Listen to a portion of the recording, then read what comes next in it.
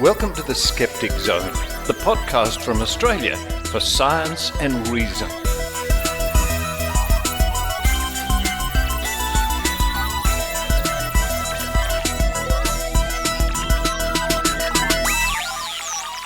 Hello and welcome to the Skeptic Zone, episode 759 for the 23rd of April 2023. I'm Richard Saunders and I'm downstairs... Maynard. Hello, Maynard. Hello. I'm actually in your studio. That's right. We are in Maynard International Studios right now, wondering what the hell we've just done. We've just recorded a whole bunch of stuff which will be coming out on the 6th of May. 6th of May, we just recorded your next special, your next video special, yes. That's right. The Coldest 100. Every year, a guy called Andrew Scholl on Twitter, OzKitsch on Twitter, announces 100 songs from the history of Australian music that are about Australians, by Australians, or really Australian, and they maybe didn't work out as expected. There's some classics. What was your favourite?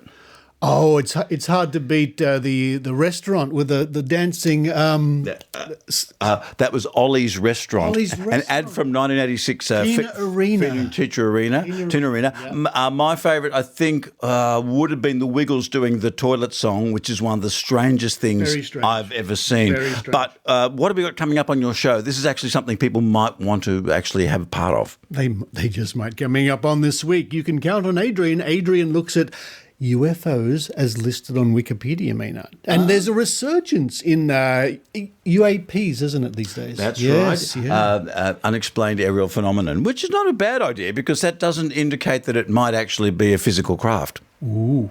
Very interesting. Anyway, a list of famous UFO sightings from the first half of the 20th century coming up with Adrienne Hill. After that, it's the Australian Skeptics Newsletter. See what Tim Mendham has put together for us this week, as read by Adrienne Hill. And then, very sad to report about the death of Rex Gilroy, who you interviewed. That's right. I spoke to him at one of the few paranormal conferences that actually happens in Australia. It happened a while ago at the Maitland Jail. 2014. 2014. Had a bit of a chat to him. He was the Yowie guy. He was really into it. If you can ever find, there was a National Geographic special hosted by a music host, Jabba.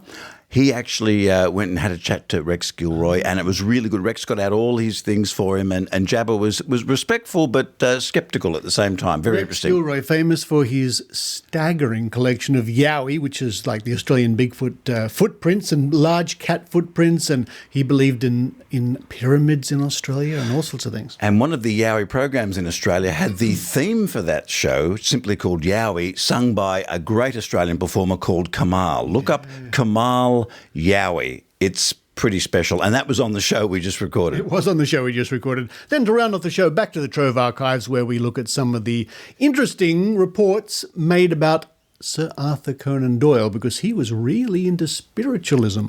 He was out there. Did he ever have a run-in with Houdini? Ooh. Were they contemporaries at all?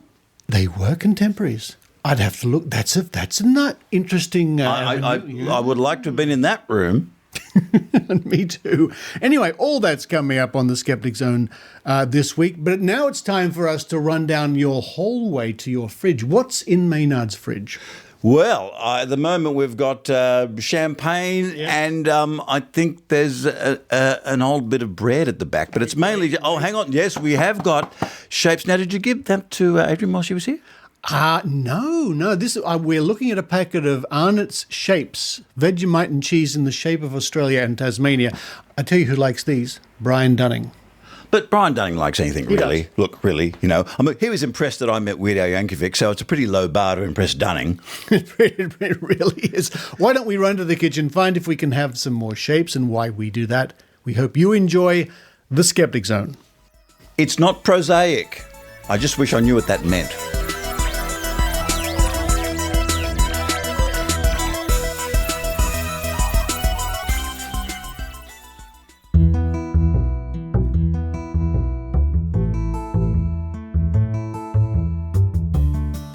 You can count on Adrienne with Adrienne Hill. Hello everyone, this is part 6 of my series of reports looking at wiki projects on Wikipedia. But this time, I'll be taking a side trip, a detour of sorts from the Wiki projects, and looking at the page on Wiki called List of Reported UFO Sightings. Ooh. The page states, this is a list of notable reported sightings of unidentified flying objects, or UFOs, arranged by date. It includes reports of close encounters and abductions. This list is not an endorsement of the extraterrestrial hypothesis, the psychosocial hypothesis, the interdimensional hypothesis, the field of ufology in general, or UFO religions. The term UFO was coined by Officer Edward J. Ruppelt, who investigated aerial phenomena for the United States Air Force in his role as leader of Project Blue Book during the 1950s.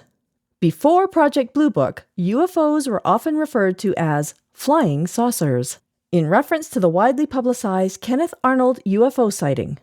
Ruppelt explained that, quote, the term flying saucer is misleading when applied to objects of every conceivable shape and performance, end quote. What would later be called UFOs were reported before the 1947 flying saucer craze. Allied pilots during World War II described them as Foo Fighters. I'm guessing that's where the rock band got their name. In Sweden, early 20th century UFOs were called spökrocketer, or ghost rockets. Mystery airships reported in the 20th century are seen as predecessors to UFO sightings. Unexplained aerial phenomena have been recorded stretching back into antiquity. Prior to the scientific revolution, they were often interpreted through the lenses of gods, ghosts, demons, and omens. Rice University professor of religion, Jeffrey J. Kripal, says of UFO encounters, quote, these are not especially rare events, nor are they restricted to any culture, race, religion, or time period, end quote. The link to this page will be included in this week's show notes. And now, with the help of our good friend Richard Saunders, let's take a look at many of the UFO sightings listed on the Wikipedia page for the first half of the 20th century.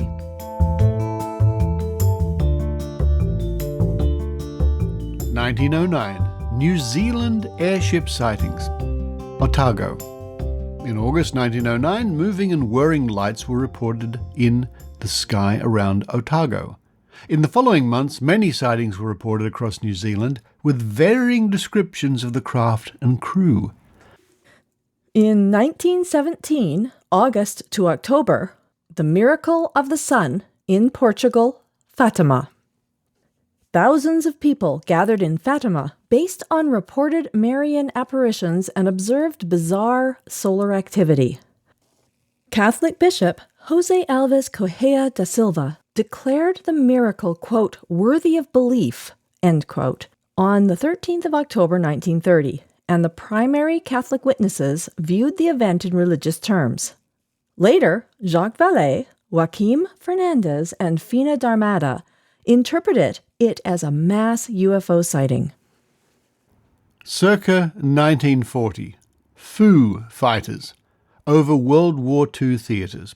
During World War II, Allied fighter pilots above Europe reported colourful balls of light following their aircraft at high speeds.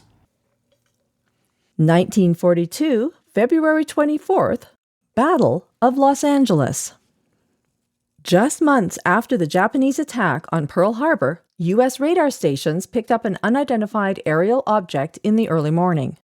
For several hours, anti-aircraft artillery fired thousands of rounds into the searchlight-scoured sky. The LA Times reported that, quote, the air over Los Angeles erupted like a volcano, end quote. Circa 1946. The Ghost Rockets. Scandinavia and other parts of Europe.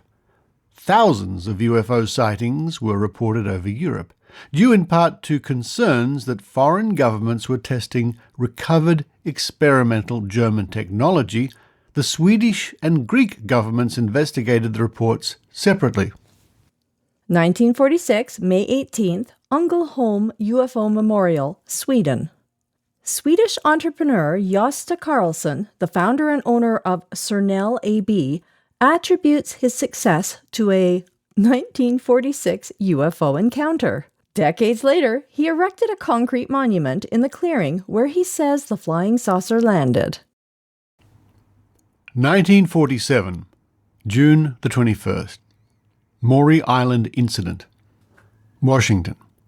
Fred Chrisman mailed an account of employee Harold A. Dull along with a cigar box of metal wreckage to Raymond A. Palmer, who had previously published in the Shaver Mystery Stories.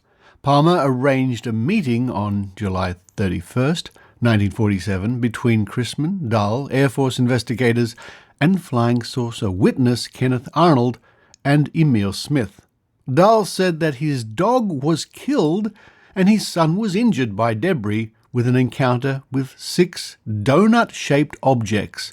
He also reported that he was subsequently threatened by men in black. 1947, June 24th, Kenneth Arnold UFO sighting, United States, north of Mount Rainier, Washington. Private pilot Kenneth Arnold was flying near Mount Rainier when he reported seeing a group of thin, reflective craft moving at high speeds and flashing in the sun like mirrors. Bill Beckett of the East Oregonian, who first interviewed Arnold, summarized the sightings as, quote, 9 saucer-like aircraft flying in formation, end quote. This introduced the term flying saucers, and Arnold's insight sparked an explosion of UFO reports around the country. Circa 1947, 1947 flying disc craze, Washington and other states. After the Kenneth Arnold sighting was reported in the news, over 800 similar sightings were reported throughout 1947. 1947, July 4th. Flight 105 UFO sightings in the United States. En route from Boise, Idaho to Pendleton, Oregon, a United Airlines crew including Captain Emil Smith, co-pilot Ralph Stevens, and stewardess Marty Marrow witnessed 9 unidentified objects. Believing them to be aircraft, Smith flashed the plane's landing lights intending to alert the objects, which he described as, quote, smooth on the bottom and rough appearing on top, end quote. 1947, July the 8th. The Roswell Incident. About 30 miles north of Roswell, New Mexico. Walter Holt, a United States Air Force spokesman, issued a press release announcing the capture of a flying saucer. Hours later, the Army announced that the find was a crashed weather balloon. In 1978, the case regained attention after Jesse Marcel, the Army officer who recovered the wreckage, told UFO researchers that the weather balloon explanation was a cover story. In 1994, the Air Force attributed the incident to the previously classified Project Mogul. Circa 1948, the Green Fireballs, New Mexico and other parts of the southwestern United States. The U.S. Air Force investigated reports of green flares streaking across the sky after an Air Force C-47 transport encountered a green ball of fire on the 5th of December 1948. The pilot, Captain Gouda, described the object as larger than a meteor and not arching downward as a meteor would. The Air Force investigation was inconclusive. 1948, January the 7th. Mantell UFO Incident, Kentucky. The flight tower at Godman Army Airfield instructed Captain Thomas Mantell to pursue a UFO sighted over Fort Knox, Kentucky. His aircraft crashed while in pursuit, and Mantell died in Franklin, Kentucky.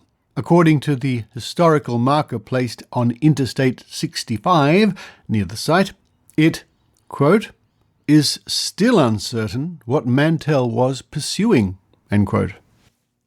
1948, March 25th, Aztec, New Mexico, UFO hoax. Conmen Silas Newton and Leo Gebauer sold, quote, magnetic oil detecting machines, end quote, based on the story that they had replicated technology from a crashed spaceship.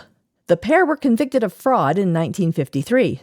Elements of their story regarding a crashed ship with occupants were later entangled in the Roswell narrative. 1948, July 24th. Chiles Whitted UFO encounter. Montgomery, Alabama. Clarence Chiles and John Whitted, American commercial pilots, reported that their aeroplane had nearly collided with a UFO near Montgomery. According to the pilots, the object, quote, looked like a wingless aircraft. It seemed to have 2 rows of windows through which glowed a very bright light, as brilliant as a magnesium flare, end quote. 1948, October 1st. Gorman dogfight, United States, in North Dakota. A U.S. Air Force pilot sighted and pursued a UFO for 27 minutes over Fargo, North Dakota. According to U.S. Air Force officer Edward J. Ruppelt, this was one of 3 cases, along with the Mantell incident and Chiles Whitted encounter, that shifted the Air Force's attitude about UFO reports, leading to the creation of Project Blue Book.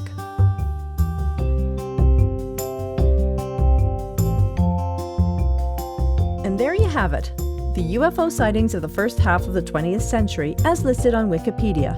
In a couple of weeks, I'll be looking at the sightings reported for the second half of the 20th century. But for now, this is Adrienne Hill signing off from Canada. And I think I might go and have a musk stick that Richard bought me.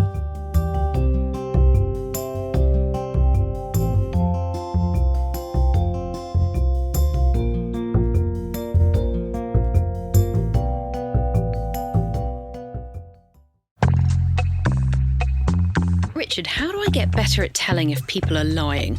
It's really simple. What you need to do... Are ghosts real? Well, actually, funny you should ask that, because what I've How discovered... do I improve my memory? I've got this great trick. Can you make me happier? Okay, look. For answers to 1,000 questions about the incredible world of human behaviour and the psychology of everyday life, join me, psychologist Richard Wiseman... And me, science journalist Marnie Chesterton... on Richard Wiseman's On Your Mind, a new podcast from Podimo and Telltale. Can I win the lottery? Probably not.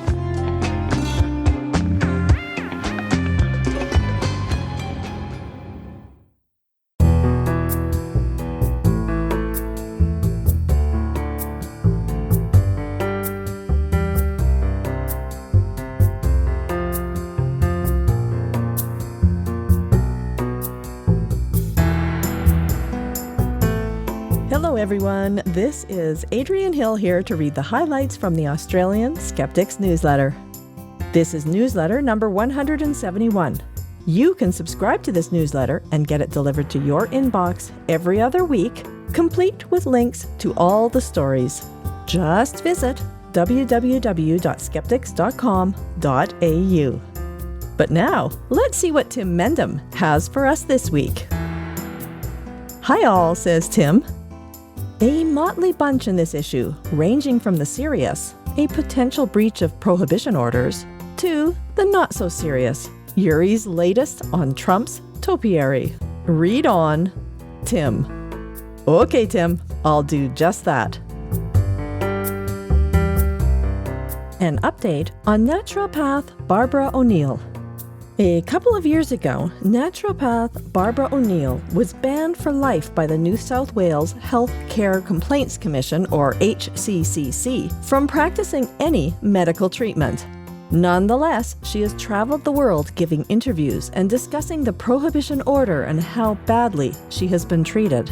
In one such interview, she refers to an Aboriginal man, Dan, who works at her Misty Mountain Lifestyle Retreat, note the present tense, who in his 50s was obese and recently had a heart attack, quote, was on a lot of medications, end quote, and, quote, was a bit scared of coming off medications, end quote. O'Neill says, quote, I said, Dan, I think it's time to stop your blood pressure medications. You're going too low.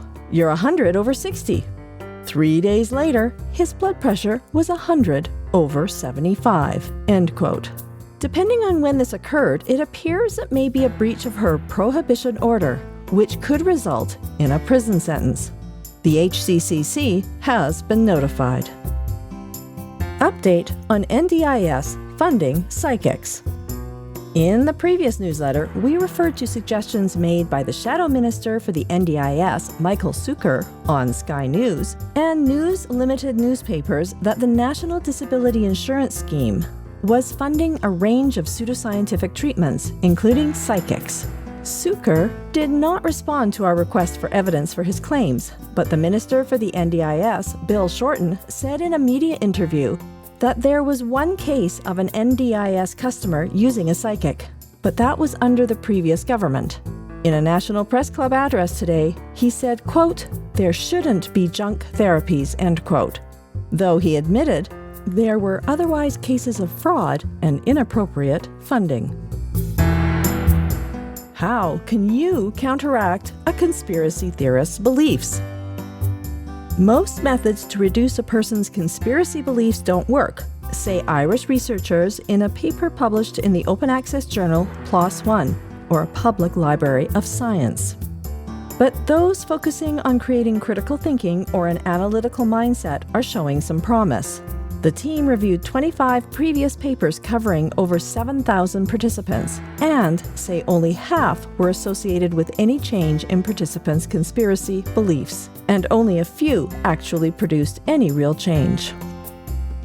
They say the most effective methods were those that pointed out the factual inaccuracies of conspiracy beliefs before they were exposed, as well as being exposed to a program where a person is taught the ways to differentiate between scientific and pseudoscientific practices. In other words, deal with conspiracy theories before they get off the ground, which is a bit difficult, and teach people critical thinking, which is good. What happened to the Stargate project? This is an article on the history of the U.S. government's secret Stargate project into telekinetic and psychic powers. It remained undercover until 1995 when the CIA declassified all the documents related to it. Basically, Stargate sought out and recruited individuals who appeared to possess exceptional abilities. They evaluated them and established whether the government could use them for specific purposes. However, the results were mixed and the project was terminated. That said, out of the experience came a book and a movie entitled The Men Who Stare at Goats. Obituaries: John Turner and Rex Gilroy. It is very sad to report that John Turner, who co-founded the Hunter Newcastle Skeptics, passed away on March 30th from injuries sustained from a vehicle accident that had occurred a week earlier when a car struck him on a pedestrian crossing which John was traversing in a mobility scooter. His son Peter tells us that he was 92, so his age and the damage done contributed to his death. John was made a life member of Australian Skeptics in 2016. He was an active member, campaigning against pseudoscience, including a long-going run-in with a company promoting an electronic pest deterrent, as well as donating books to local libraries and running the local group for many years, which ceased operations a few years ago. Peter tells us that, quote, "These things kept him active and alive. He had a wonderful life, well lived," end quote.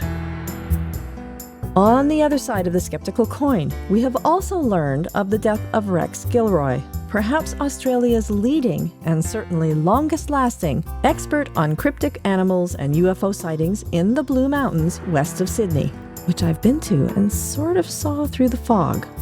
Many years ago, he used to run a museum in Katoomba, where this writer visited him for a good chat. In recent years, he would regularly appear at paranormal conventions with his collection of plaster casts of Yowie footprints and was always up for a conversation on the topic. As self-professed ratbag and fellow Blue Mountains resident Peter Bowditch says, quote, "If there was anything that Rex didn't believe, it was a mystery to the rest of us," end quote. Both gentlemen, for one reason or another, will be missed in skeptical circles. On a side note, you can hear an interview with Rex Gilroy conducted by Maynard on Skeptic Zone episode number 291 from 2014. Skepticon 2023 from December 2nd through 3rd in Melbourne. This year's Australian Skeptics National Convention, or Skepticon, is being organised by the Victorian Skeptics. They have announced that the 2023 convention will be held at the Brain Centre, Melbourne University, on December 2nd through 3rd. Full details, such as speakers and prices, are still to be issued, though it is likely that it will be a simultaneous in-person and live-streamed event, as was the case with Skepticon 2022 last year in Canberra. Skeptics in action. If you have any ideas for stories or want to contribute to Skeptics communications, such as the magazine or Facebook page, or just have something you want to get off your chest, then you're welcome to get in touch. News leads should be sent to newstips@skeptics.com.au. Submissions for the magazine, etc. should go to editor@skeptics.com.au. Comments and suggestions should also go to editor@skeptics.com.au. Items of interest. Tourists, Nessie photo. Spotting a shape from a mile away is impressive. Photographing it is even better, and especially being able to identify its long neck, apparently twisted around to look over its shoulder. Several photos taken as Nessie floated away, and curiously, its neck doesn't seem to change position. What's kind of fun with that is, while I was in New Zealand, there were lots of black swans, and I took a photo of a black swan quite purposely from very, very far away, and it looked just like Nessie. So I think I might send that to Ben Radford and see if he believes me. Nessie in New Zealand. Queen's corgis are still grieving. The Duchess of York, Sarah Ferguson, has been told by a pet psychic. That's a psychic who deals with pets, not the royals' court jester. That the late Queen's corgis are still grieving over the former monarch's death. Ferguson has been looking after the royals' beloved corgis, Sandy and Mick, since the Queen died last September. And she has also been warned to keep an eye on the dog's diet. Nonetheless, she recently told a BBC Radio 2 show she believed the corgis, which she gave to the Queen as a gift, have gotten over their grief at her passing. Quote, "They're great. They're really happy, and their tails have gone up now," end quote. Which is a bit of a paranormal event in its own right, as we didn't know that corgis' clipped tails could do anything more than just lie there, though they can wobble their hips from side to side. Ghost hunting on a budget. If you're an avid paranormal investigator, you know that ghost hunting can be an expensive hobby, thanks to the hefty price tags on ghost hunting gadgets, and because some sites are apparently charging investigators to hunt for ghosts. The website Higgypop offers some solutions, from DIY equipment to cheaper, but less accurate, smartphone apps, dowsing rods, seances, or simply, quote, using your senses, end quote. It also suggests finding cheap locations such as parks, nature reserves, or even your own home.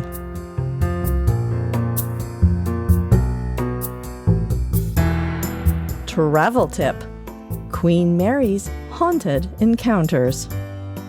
That's the retired ocean liner berthed in California, not the long-deceased British Royal. Quote, "The one-hour tour will share many of the better-known or infamous stories of the paranormal residents that now occupy the legendary ship in a non-scary introduction to the ghostly tales of the Queen Mary," end quote. It will set you back, US $10, but we'd be happy to pay a higher price for an actual scary introduction. Yuri's latest, quote, "I've got Donald Trump's DNA," end quote. Uri Geller again, in his almost weekly attempt to overcome his attention deficit disorder. He says he has a signed mega cap from Donald Trump that has 4 strands of the former president's hair in it. Presuming the hair is real, we're not sure what he wants to do with it. Hopefully, not cloning.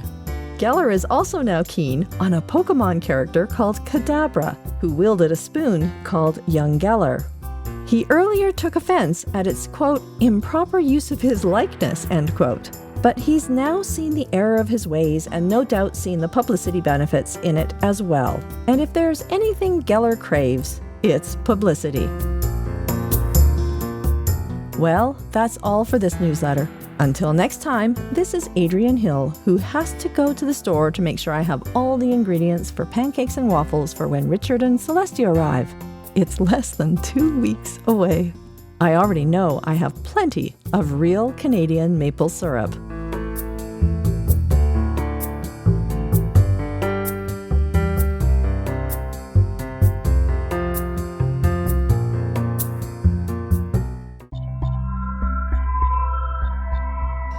Hi, this is Dr. Pamela Gay from Astronomy Cast.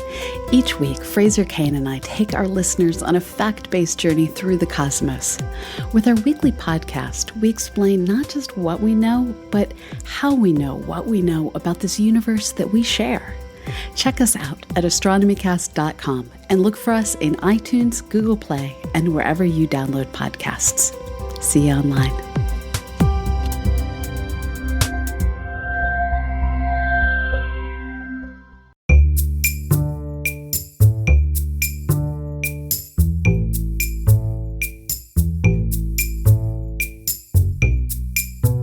Now, as you would have heard reported in the newsletter this week, compiled by Tim Mendham and read by Adrienne Hill, the death of Rex Gilroy, Australia's famed cryptozoologist. I met Rex Gilroy about 9 years ago. In fact, he was at a paranormal convention along with Maynard, and Maynard conducted an interview with Rex, and I'll put that link in this week's show notes. In fact, I crossed paths with Rex Gilroy a few times. I remember one time up in the Blue Mountains west of Sydney, I was at a paranormal convention. I was a speaker, and Rex Gilroy had a table there displaying his astonishing range of Yowie footprints, Yowie being the Australian version of Bigfoot. Also, he had a remarkable collection of giant cat footprints. And when I say giant, some of these footprints must have been about 20 centimeters across, something in the order of 8 or 9 inches. They were not bordering on laughable and ridiculous. They were laughable and ridiculous, but that's what he did. Rex Gilroy was a passionate man about cryptozoology, even though the footprints were, to be frank, comical. Of course, Rex made his mark in Australian media reports, and I have raided my own personal archives where I've found a collection of some references to Rex Gilroy over the years. Here's one from 1976 in the pages of the Australian Women's Weekly. And just briefly it says it's huge, hairy, and hides in the bush. From Cape York to Tasmania, the monster Yowie prowls. And accompanying the article is a picture of Rex Gilroy. It says here, Rex Gilroy with a 9-kilo, 21-pound stone club found at Bathurst in New South Wales. And Rex is holding a stone, a big rock, claiming to be a fossilized club of some kind. It says in part, forget the fairies at the bottom of your garden. I wonder if that's the skeptical fairy. There may be a Yowie lurking there. According to self-appointed Yowie expert Rex Gilroy, Australia has a huge and hairy monster roaming the eastern states. And there was a reported sighting in New Guinea too. The Yowie is different from Britain's Nessie and the Yeti or abominable snowman of the Himalayas because our monster likes the trees and undergrowth of dry, warm land. It's no laughing matter, says 32-year-old Rex, who lives in Katoomba in the Blue Mountains. He's so concerned at getting to the bottom of the mystery that he has set up the first Yowie Research Centre in Australia in July. Rex has been on the trail of the Yowie for the past 10 years. Now the trail has become so hot that he has organised the first Yowie hunt. A search of the Barrington Tops near the Great Dividing Range will be made soon. And the article goes on about his adventures and even talks about Eric von Daniken, where it says Rex is interviewed in von Daniken's film Mysteries of the Gods. I have another newspaper clipping here from the Sun Herald dated the 3rd of May 1998. Hot on the trail of a hairy monster. The Yowie, that giant hairy human-like creature which has become part of Australia's folklore, could soon be making a comeback in the Hunter's rugged Barrington Tops. And the Hunters refers to the Hunter region north of Sydney. Self-taught natural historian, geologist and biologist Rex Gilroy will search the area next month with a team of experienced bushmen. Later on in the article it says Mr. Gilroy has plaster casts of footprints ranging from 62 centimetres long to 40 centimetres, which have been found on the eastern seaboard. Mr. Gilroy says a group of timber cutters told of being stoned by Yowies while they were staying in an isolated cabin near Dorrigo in 1936. And there's a photograph here of Rex in his younger days. The photo caption says, "Feet first, Rex Gilroy with plaster casts of print found inland from the Gold Coast." And the prints are massive. They are roughly the size of his torso. Rex was also a proponent of sea monsters, large sea creatures in the rivers around Sydney. And a further search through the archives reveals more from newspapers. The Sydney Morning Herald, dated 1978, on the trail of the abominable Yowie. In the Himalayas, as reported recently in these pages, folk firmly believe in the existence of the Yeti. Mr. Rex Gilroy of Katoomba is equally certain that a counterpart of the Yeti, known as the Yowie, is roaming diverse parts of the Australian bush. Flanked by large quantities of shellfish, which at 350 million years of age are undoubtedly in even worse condition than some present-day Sydney oysters, Mr. Rex Gilroy holds what appears to be a chunk of sandstone. "This," he announces, "is probably a Yowie's tooth." And at the end of the article there's a drawing here which says Mr. Gilroy's impression of a Yowie compared with a modern man, and the Yowie is rather broad and about 13 feet tall, approaching something like 4 meters. Now, the death of Rex Gilroy has been reported in some newspapers, including the Canberra Times, which says in part a story by Kathy Sharp, dated the 13th of April 2023, "The Mysterious Legacy of a Man Who Hunted Ancient, Rare and Possibly Mythical Creatures." An avid researcher into sightings of Australia's ancient, rare and possibly mythical creatures, Rex Gilroy has died. The renowned cryptozoologist is known all over the country for his studies into yowies, sea serpents and big cats that are said to have once roamed the Australian landscape. Some say they still do. Goes on to say, while many scientists argue that big cat sightings are most likely feral cats, Rex Gilroy had no doubt they were the real thing. Over the decades, he amassed thousands of reports of yowie sightings dating back from 1788 to the present day, and went to establish the Hominid Research Centre. Tim the Yowie Man, who is another character I know, who writes a popular column for the Canberra Times, has paid tribute to Rex Gilroy. He says Rex leaves a lasting legacy of an unprecedented contribution to the Australian cryptozoological world, not just yowies, but more broadly including thylacines, also known as the Tasmanian tiger, sea serpents, big cats, and much more.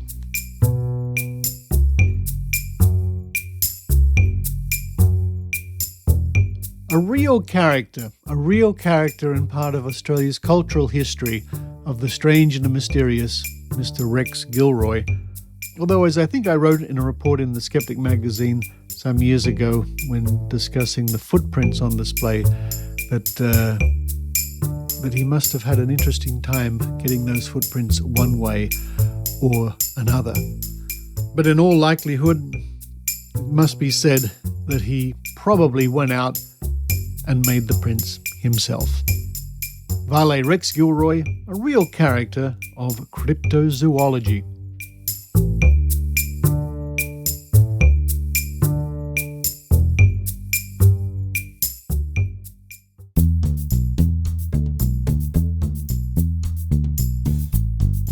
Hello everyone, Adrienne Hill from Canada here. For those of you who would love an excuse to visit Calgary, besides the maple syrup and mountains, the Western Canadian Reason, or We Can Reason Conference, is happening May 5th and 6th. We have a great lineup of both local and international speakers. We have science communicator and secular activist Aaron Ra, host of the Q Dropped podcast, Courtney Hurd, host of the Divorcing Religion podcast, Janice Selby, co-host of the Squaring the Strange podcast and clever caricaturist, Celestial Ward, host of the Thinking Atheist podcast, Seth Andrews, noted pancake eating expert, Richard Saunders. I'm so excited he's coming. And me, Adrienne Hill. And now, Richard, besides eating pancakes and real Canadian maple syrup, what do you plan to do at the conference? Well, if I'm not too full from pancakes, we might be at the Hotel Clique Friday, May 5 at 6 p.m. That's Calgary time, for registration and fun. Celestia will be drawing all your beautiful faces. Lois Edwards and Adrienne will be holding a trivia competition, and I might be bending a spoon or three, because good things happen in threes, and folding some paper into Pegasus and magic rabbits. Check out the website at www.wecanreason.com for more information on speakers, hotel, and activities. Hope to see you there, or you might be, sorry.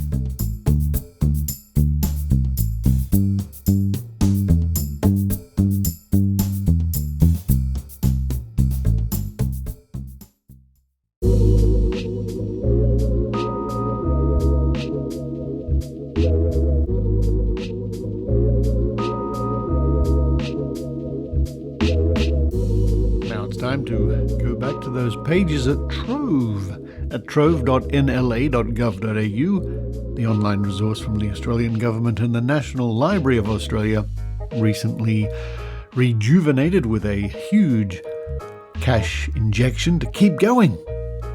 Australia's digital resource for newspapers, magazines, and so on. It really is an important part of our history, available to everyone. And in keeping with our general theme of looking for skeptically related topics, this week I thought we would look at some of the references, and there are many, to the author of the Sherlock Holmes books and other books, Sir Arthur Conan Doyle. Why? Because he was a very noted spiritualist. Now, a bit of background on the man himself. Sir Arthur Ignatius Conan Doyle, 22nd of May 1859 to the 7th of July 1930, was a British writer and physician. He created the character Sherlock Holmes in 1887 for A Study in Scarlet, the first of 4 novels and 56 short stories about Holmes and Dr. Watson. The Sherlock Holmes stories are milestones in the field of crime fiction. Now, this page goes on with many more details about his life, but the part we are interested in for the sake of today's session, Freemasonry and spiritualism. Doyle had a long-standing interest in mystical subjects and remained fascinated by the idea of paranormal phenomena, even though the strength of his belief in their reality waxed and waned periodically over the years. In 1887 in Southsea, influenced by Major General Alfred Wilkes Dreyson, a member of the Portsmouth Library and Philosophical Society, Doyle began a series of investigations into the possibility of psychic phenomena and attended about 20 seances, experiments in telepathy, and sittings with mediums. Writing to spiritualist journal Light that year, he declared himself to be a spiritualist, describing one particular event that had convinced him psychic phenomena was real. Doyle and the spiritualist William Thomas Stead, before the latter was lost in the sinking of the Titanic, were led to believe that Julius and Angus Zanuck had genuine psychic powers, and they claimed publicly that the Zanucks used telepathy. However, in 1924, the Zanucks confessed that their mind-reading act had been a trick. They published the secret code and all other details of the trick method they had used under the title Our Secrets in a London newspaper. That might be worth looking up. Now, this goes on to say that during the First World War, Doyle's belief in psychic phenomena was strengthened. It says here also in 1920, Doyle travelled to Australia and New Zealand on spiritualist missionary work, and over the next several years until his death, he continued in his mission, giving talks about his spiritualist conviction in Britain, Europe, and the United States. And it goes on to talk about his conviction that the Cottingley fairy photographs were genuine. And of course, that's possibly a story for another day. But if you don't know, these were famous photographs from about 1917, where two young girls posted cardboard cutouts of fairies in their garden and took photographs and claimed they were real fairies. So with that background, let's head to the pages at Trove.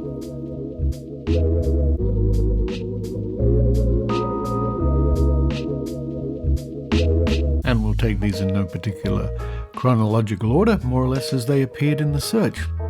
And we turn to the pages of the Daily Pictorial in Sydney, dated the 9th of July 1930, the year Arthur Conan Doyle died. Spirit messages from Conan Doyle. Sydney spiritualists, especially those who met him a few years ago, are certain they will receive messages from the late Sir Arthur Conan Doyle. As he was so interested in propaganda work for spiritualism, it is only natural that he would try to communicate with his family and friends, says one medium. When I met Sir Arthur, he told me when he died he would make every effort to prove that there was a continued existence after death, and that our likes and dislikes do not alter when we die. Another medium adds, Sir Arthur and I had some private discussions regarding whether or not some spirit photographs he owned were fakes. If he speaks to me at any future séance, I will be able to prove his identity by questioning him about our argument. At a Darlinghurst séance, and Darlinghurst is here in Sydney, on Monday night, the sitter saw a band and heard it playing the Dead March. This, explains the medium, was a sure sign that some prominent man was going to die. And now we turn to the pages of the Border Watch, Mount Gambier, South Australia, dated the 29th of July 1930. Conan Doyle's Spirit. Wonderful evidence of communication. London, Monday. Lady Conan Doyle, wife of the famous novelist and spiritualist who died recently, relates that there has been wonderful evidence of communication with her late husband, Sir Arthur Conan Doyle.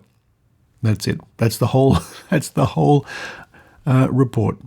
And now from the Northern Star from Lismore, New South Wales, dated the 12th of July 1930.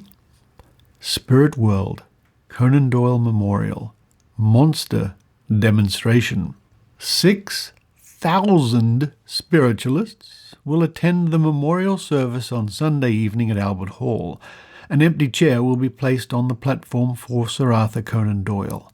Lady Doyle will sit to the left of the empty chair, a position which she always occupied at her husband's meeting. At Lady Doyle's special request, Mrs. Estelle Roberts, clairvoyant, will also be present, though it is problematical whether Sir Arthur will yet be able to demonstrate sufficiently for the medium to describe him. Lady Doyle states that she looks upon this as, quote, the last public demonstration she will attend with her husband, end quote. Only the clairvoyant will know whether Sir Arthur's spirit is really in the chair, but the meeting is regarded as the biggest attempt at clairvoyance ever made, outrivaling the last armistice service in Queen's Hall when Mrs. Roberts described and named 20 spirits which were present. Of course she did. Now let's go back a few years before the death of Arthur Conan Doyle. From 1923, on the 5th of June, in the Singleton Argus, Conan Doyle's spirit message, a world catastrophe. London, Sunday. Sir Arthur Conan Doyle, who is at San Francisco, declared today he had received a message from the spirit of the late Lord Northcliffe. The spirit warned him that only a wave of spiritual reform could save the world from a catastrophe which would make the world war seem insignificant. Sir A. Conan Doyle quotes Lord Northcliffe's spirit as saying, "The American people are too busy. That was the mistake I made in my lifetime. I was too busy. But I understand now that wisdom is lost in the scramble for national progress." Sir Arthur asserts that other spirits have warned him that the world is approaching a terrible catastrophe, probably a natural disturbance which will engulf whole continents. Now, it's tempting to think that, those who are of that mind to believe these things, that he was foreseeing the Second World War, bearing in mind it doesn't talk about war, it talks about a natural catastrophe, and bearing in mind that every year people predict catastrophes, wars, disasters, as we've learnt from the Great Australian Psychic Prediction Project. And sometimes catastrophes, disasters and wars happen. And finally, let's turn to the pages of the Daily Telegraph from Sydney, dated the 8th of May 1922. Ectoplasm, spirit, photographs, cult of Conan Doyle. Ectoplasm, said Mr. Horace Leaf yesterday, has been carefully analysed and is being found to be a biological substance with powers of transformation. For instance, it has been observed to turn into a fully developed man clothed in white robes, and has been recognised by Madame Lissom. I think that is. It's a little hard to say. Sometimes the type in these old newspapers is a bit faded. One of the investigators as her father, who had been dead many years. Her father spoke to his daughter. We have also been able to take a cinema reel of this process, and it was obtained by scientists under strictly scientific conditions. It shows the ectoplasm developing from the primordial form to a human form. That's a remarkable claim.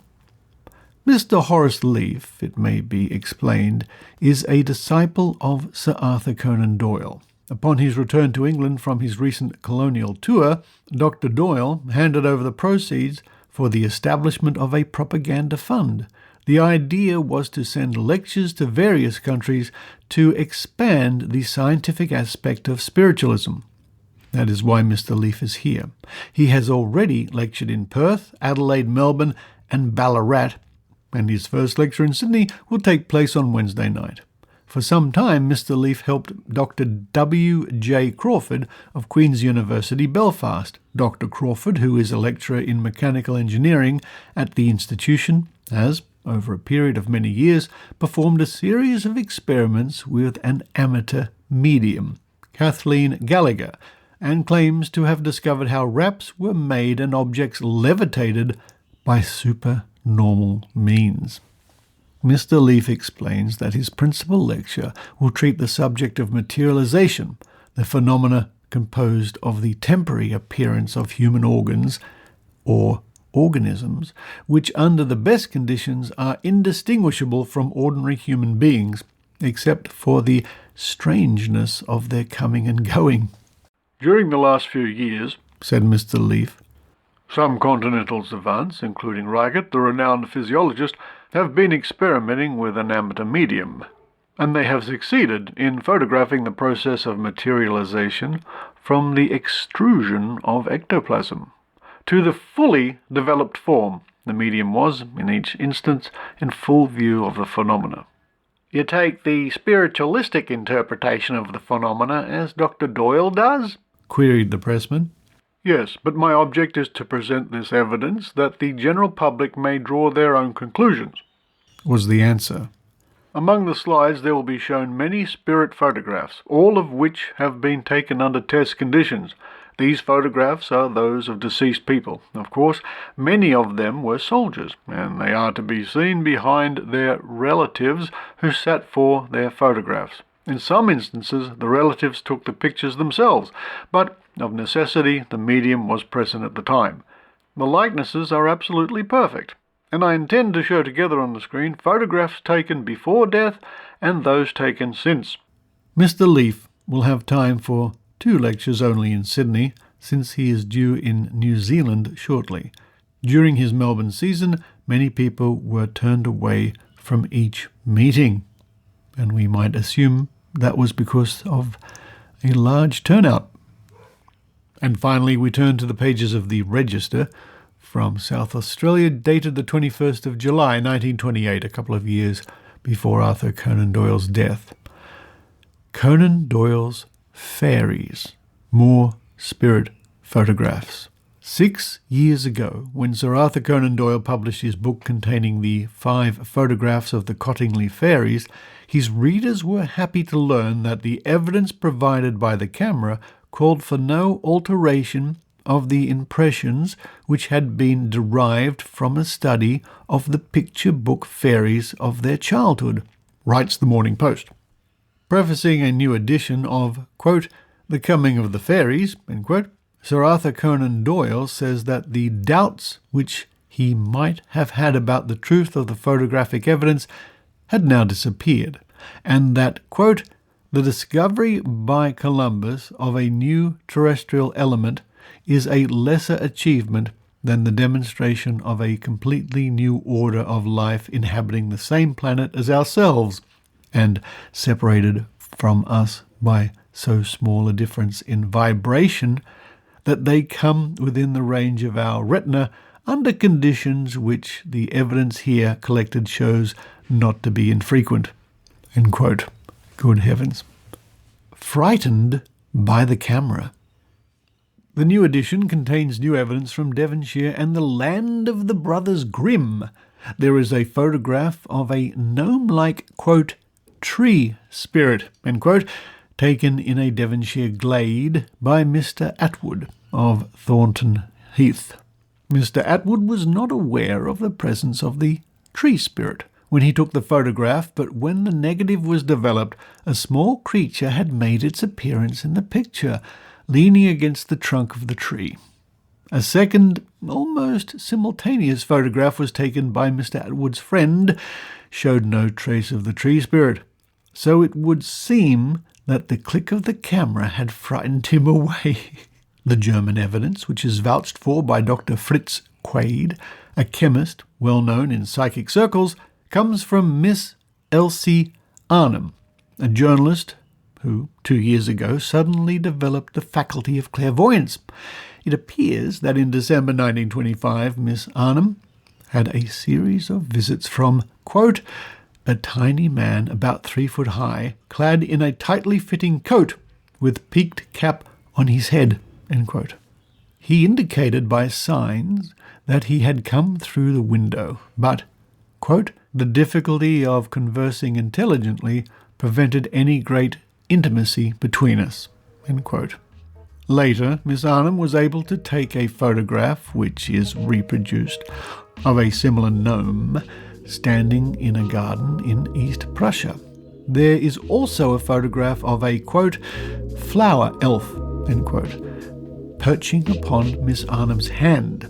According to the Theosophists, flower elves are a sort of humanized butterfly, though far removed from humanity.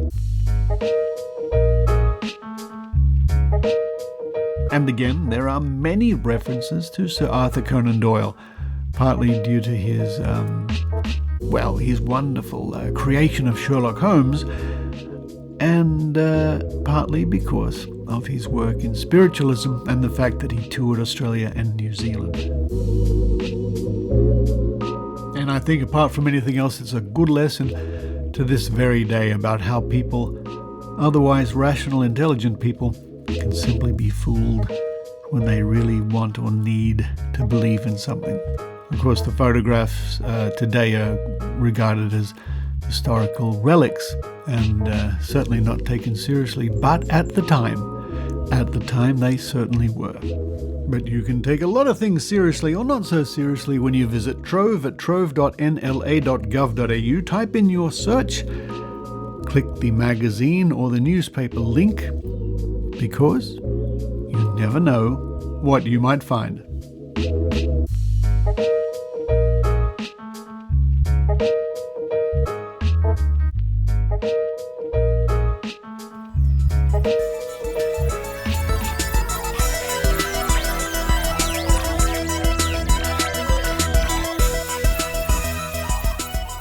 Wow, what a show it's been for the Skeptic Zone. I love the car chase, and the fact you were able to get like several James Bonds together to help out with that was fantastic. Pierce Brosnan, wow. He's a big fan of the Skeptic Zone over the years, Pierce Brosnan. They've got great names. Roger Moore, Pierce Brosnan, they're all verbs. What about Peter Sellers? He was good as James Bond. Actually, I think my favourite James Bond, and this is probably not canon, is in the 67 version of Casino Royale, and the best version, Ursula Andress was James Bond in one scene. Ursula Andress. David Niven. He made a good James Bond. Yeah, he did. But I think you've been James Bond once or twice, haven't you? I've been James Bond once or twice in my head, and I unfortunately didn't get the rest of the world to know about that. But what else are we going to look? Oh, that's right, the show's over now. Yeah. What? Hang on. Well, what about the bit at the end where you roll the dice and everyone wins $10? Yeah, we're not doing that this week. However, coming up on next week's show, part 2 of our look at Sir Arthur Conan Doyle. This time we're going to be with Houdini. No, with the fairies. And not the skeptical fairy, but the fairies. The Cottersley fairies, not to be confused with the Cottesloe fairies. They're from Perth. Cottingley fairies. Cottingley fairies. So that's coming up next week. And next week, the show will be coming to you from Skeptoid headquarters in Oregon. Right. How about that? How about that? Between now and then, I'm going to sit on a plane, get over to Oregon, and look at Brian Dunning's Bigfoot. So next episode, Brian and Richard are going to be smashed. Probably again, yes.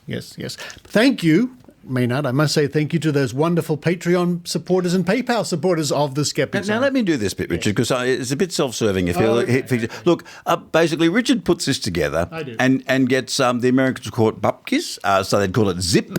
I think in Australia we call it bugger all for it. But if you could become a Patreon, that can help him do things, help him when he's travel, help him when he's doing things, and it really makes the show better for him. And also, even if you just write to him and say, hey, I enjoyed the show, because you'd be surprised how little feedback podcasters get from doing their show. All the time I'm putting stuff out and it's like, hello? Anybody? And deservedly so if you've seen my content. But Richard has good stuff. So, drop him a line and become a Patreon. Even just become a Patreon for a month or just a little bit of money. It would be great. He would like that. Is there still a donate button on your website? No, you subscribe. There's subscribing. You can chip in and buy the Skeptic Zone some drinks. A once off. It's sort of like donating. And it's in the spirit of donating. Anyway, check it out at skepticzone.tv. Okay. Yeah. Well, it's goodbye from me. And it's goodbye from him. Remember, don't be prosaic, people. And please, tell me what that means. You've been listening to the Skeptic Zone podcast. Please visit our website at www.skepticzone.tv for show notes, contacts, and to access the back catalogue of episodes going back to 2008. You can follow the Skeptic Zone podcast on Twitter at Skeptic Zone, visit our Facebook page, or leave a review on iTunes.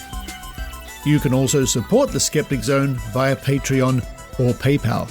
The Skeptic Zone podcast is an independent production.